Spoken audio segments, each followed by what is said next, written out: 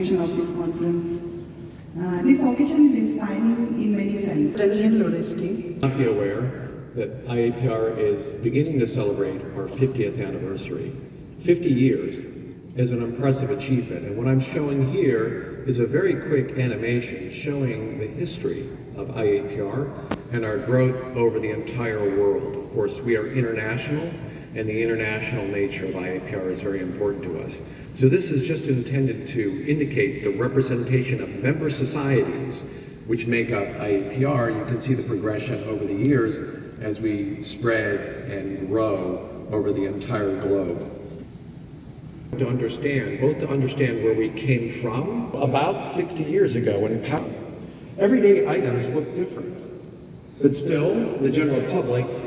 Sakai and Theo Pavlidis, the chair and the program chair for the 4th and 5th conferences, respectively. We should take a moment to feel some gratitude for their service and their hard work planning these early conferences. Remember, they did that work on computers built in the 1970s, when the term user-friendly meant that you had a keyboard. That's all it meant.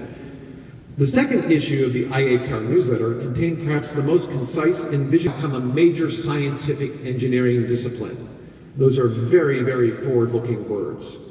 But before we leave the ladies program I mentioned earlier, things were different back then, and the ladies programs were a regular feature of scientific conferences. You see that circled in red? Yes, it was 2 sightseeing programs for the ladies, who were primarily spouses at the time. So let's leave this 1978 timeline behind and talk about how we've grown since then. From 2010 to 2020. And England Neisman was our second woman president starting in 2014. This is a rather difficult graph to read, but if we combine the data across committee types, we see that in general, if you saw the animation at the beginning, you did see the animation at the beginning, you witnessed our GB now has 62 representatives from 48 national societies. The organizational structure is basically the same with a few changes and additions. Regards to IAPR, I'm also thankful to the Government of West Bengal, Ministry of External Affairs, Government of India. An event of this dimension cannot happen overnight. The wheel starts rolling years in advance, all of us know that. We have been fortunate enough to be backed by a team of very motivated and dedicated students, volunteers. I cannot thank everyone enough for their involvement. They're really working day and night. Have a wonderful stay at Kolkata. Enjoy the conference and enjoy your stay in India. Thank you. One quick announcement. So the Wi-Fi connection password, probably some of you may require, it's available at the registration desk, but it's 2024@ICPR. So ICPR, all the letters are in short. Slide presentation by them. You saw there were many more technical committees. And one of the technical committees was the KS Prize Committee. And KS you've seen his name, one of the founders of the IAPR. We thank him for basically his starting this field in the pattern recognition and starting IAPR. So we named the most important prize we have in his name, and each ICPR we have a prize winner. And this committee, of course, relies on people who suggest persons who can win this prize. And for this year, the prize winner is Team Gamho. And I'm very happy that she could come, that she was chosen. And why am I happy? Well, if you read the biography that you could see online for her talk, you could see, of course, the standard thing. Where did she study? Where does she work? What did she do? And of course, when you look a bit deeper, that's what I like to do, is like, okay, who is she really? Why was she chosen? And as a scientist, of course, I start to dive into things like DBLP and Google Scholar. And when I look at Google Scholar, like, okay, what did she publish? And does she still publish? And when you look at a recent publication, I start counting and I see US patent, US patent, US patent, US patent.